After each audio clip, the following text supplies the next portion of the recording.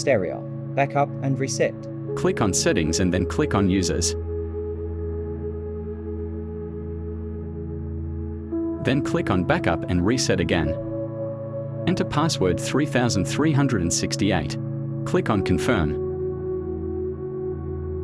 Click on Erase All Data, Factory Reset. Click on Erase All Data. Click on Erase All Data again to confirm. There may be multiple restarts.